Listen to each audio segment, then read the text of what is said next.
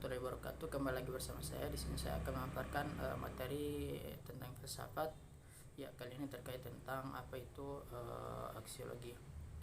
Oke, baik, langsung saja. Pengertian aksiologi itu, aksiologi menurut bahasa berasal dari bahasa Yunani axios yang berarti bermanfaat dan logos berarti ilmu pengetahuan atau ajaran. Nah, secara istilah aksiologi adalah ilmu pengetahuan yang menyelidiki hakikat nilai yang ditinjau dari sudut kefilsafatan. Nah, sejalan dengan itu, maka aksiologi adalah studi tentang hakikat tertinggi, realitas dan arti dari nilai-nilai, yakni nilai kebaikan, keindahan, dan kebenaran. Dengan demikian, aksiologi adalah studi tentang hakikat tertinggi dari nilai-nilai etika dan nilai-nilai estetika. Nah, menurut Kamus Besar Bahasa Indonesia, aksiologi adalah kegunaan ilmu pengetahuan bagi kehidupan manusia, kajian tentang nilai-nilai, khususnya nilai-nilai etika. Nah, sementara Urius Mantri mengatakan bahwasanya aksiologi adalah teori nilai yang berkaitan dengan kegunaan dari pengetahuan yang diperoleh. Dikatakan bahwa aksiologi adalah suatu pendidikan yang menguji dan mengintegrasikan semua nilai tersebut dalam kehidupan manusia dan menjaganya, kemudian membinanya di dalam kepribadian peserta didik.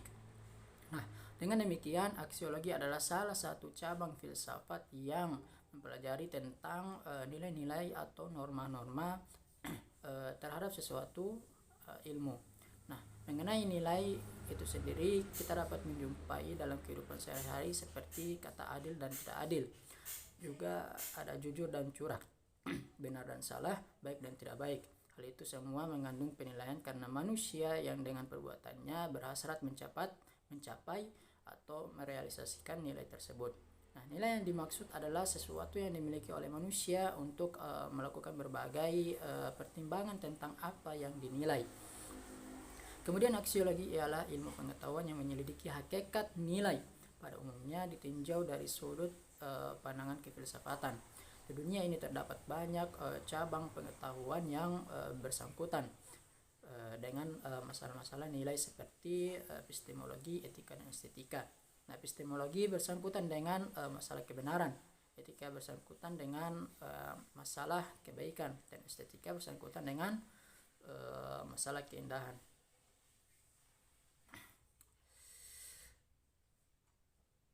Nah, pada umumnya aksiologi itu ditinjau dari sudut pandangan kefilsafatan tadi. Nah, kita sudah tahu bahwasannya terdapat banyak cabang pengetahuan yang bersangkutan dengan masalah-masalah nilai yang khusus seperti epistemologi tadi, kemudian etika dan estetika. Nah, itu etika membahas tentang masalah moral dan lain-lain sebagainya. Nah, dari definisi aksiologi yang telah kami sampaikan tadi dapat disimpulkan bahwasanya permasalahan utama dari nilai ini adalah nilai tersebut dimasukkan dalam sesuatu yang dimiliki manusia untuk melakukan berbagai pertimbangan tentang apa yang dia nilai. Teori tentang nilai yang dalam filsafat ini mengacu kepada permasalahan etika dan estetika. Etika menilai perbuatan manusia, maka lebih tepat kalau dikatakan bahwasanya objek formal etika adalah norma-norma atau kesusilaan manusia.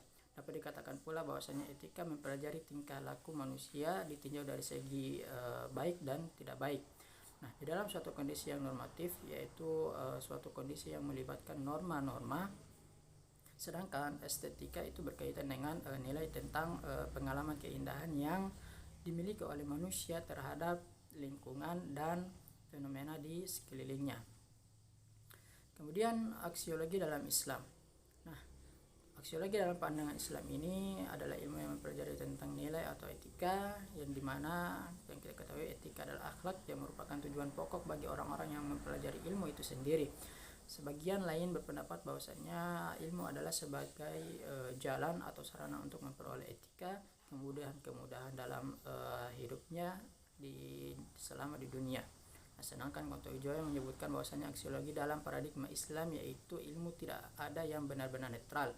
Nah, ilmu pada dasarnya tidak ada yang bebas nilai. Ia syaratnya dengan bias-bias pentingnya perumusan dan pembuatnya.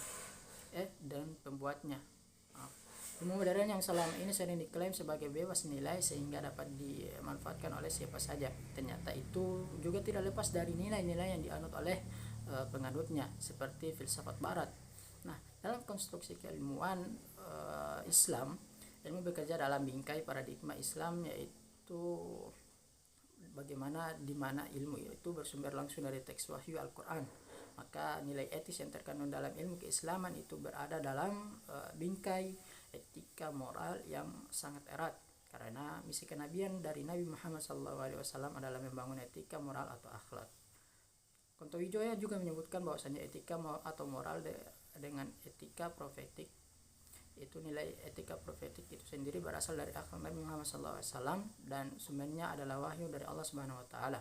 Karena itu ada perbedaan pendapat tentang aksiologi dalam pandangan Barat dan juga dalam pandangan Islam. Pertama, menginginkan bahwa ilmu harus bersifat netral terhadap nilai-nilai baik secara ontologis maupun secara aksiologis.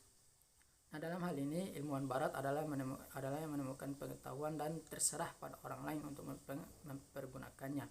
Apakah ilmu itu tersebut digunakan untuk tujuan yang baik atau ilmu tersebut digunakan untuk tujuan yang buruk. Kedua, berpendapat bahwasanya netralitas ilmu terhadap nilai-nilai hanyalah terbatas pada metafisika keilmuan.